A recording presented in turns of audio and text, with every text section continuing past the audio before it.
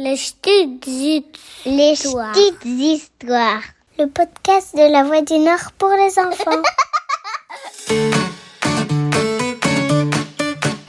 Bonjour, je m'appelle Elodie et aujourd'hui je vais te parler de personnages un peu particuliers, ou en tout cas pas comme les autres.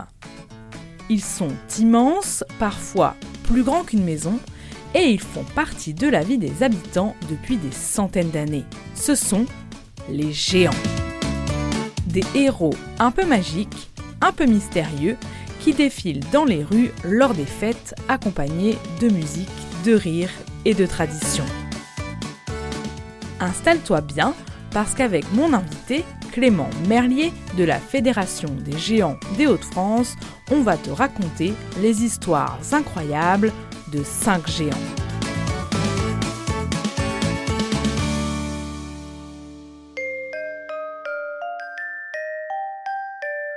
Pour cette nouvelle aventure, direction Cambrai. Et cette fois, tu vas rencontrer 2 géants très courageux. Voici Martin et Martine. Quand ils arrivent, impossible de les rater. Ils sont eux aussi immenses. Martin mesure plus de 5,40 m et Martine un peu plus de 5 mètres. Ils ont la peau foncée, de grands yeux et des lèvres rouges bien dessinées. Ils portent tous les deux une grande tenue rouge avec une large ceinture dorée qui brille. Sur leur tête, ils ont un chapeau clair avec une grande plume, un peu comme des soldats d'autrefois. Et surtout, chacun tient à la main un gros marteau. On dirait qu'ils sont prêts à défendre la ville. Les deux, on va dire, sont presque identiques. Ils ont juste le marteau qui n'est pas forcément du même côté, tenu de la même façon, et du coup, on sait reconnaître Martin et Martine de cette façon. Et le marteau n'est pas un hasard. Selon la légende, Martin et Martine vivaient au XIVe siècle, il y a très très longtemps. À cette époque, un seigneur cruel semait la terreur dans la région de Cambrai. Les habitants décident alors de se défendre. Et c'est pendant l'attaque contre la forteresse que Martin et Martine se sont retrouvés face à ce méchant seigneur. Martin, qui était forgeron, brandit alors son énorme marteau et donna un coup si puissant sur sa tête qu'il assomma le seigneur. Le casque enfoncé jusqu'aux yeux, le seigneur ne voyait plus rien. Il fut donc obligé d'arrêter le combat et la victoire alla aux Cambraisiens. Une légende qui a fait naître une autre drôle d'histoire. Donc après avoir retiré le casque au seigneur vaincu, on s'aperçut que le terrible choc l'avait donc rendu fou. Et depuis ce jour, on dit même que chaque enfant de Cambrai reçoit à sa naissance un petit coup de marteau, symbole de force et de courage. Mais Martin et Martine ne sont pas seulement des héros.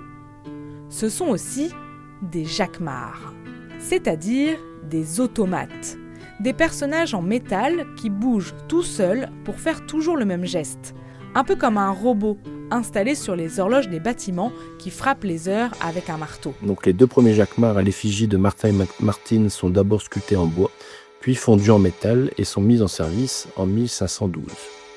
Mais leur histoire connaît aussi des moments difficiles.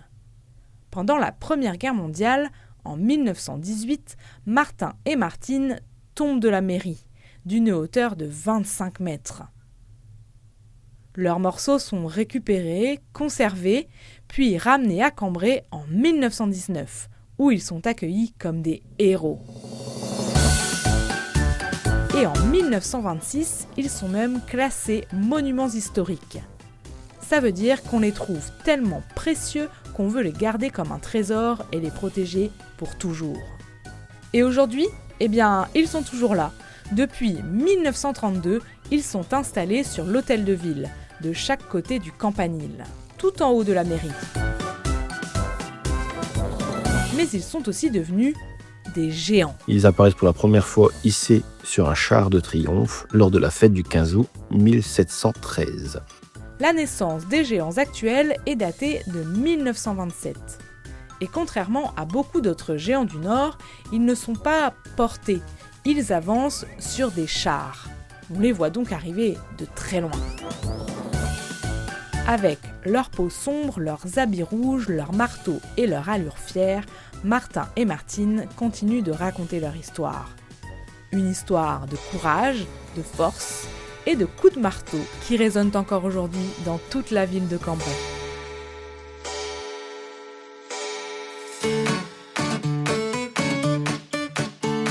Et voilà, notre rencontre avec ce géant du Nord est terminée. Alors, ouvre bien les yeux la prochaine fois que tu croises un défilé ou un carnaval, parce qu'un géant n'est peut-être pas très loin. À très vite pour découvrir un autre géant du Nord. Les Ch'tites Histoires, c'est le podcast de la Voix du Nord pour les enfants, à retrouver à chaque période de vacances scolaires sur notre site internet ou sur ta plateforme d'écoute préférée.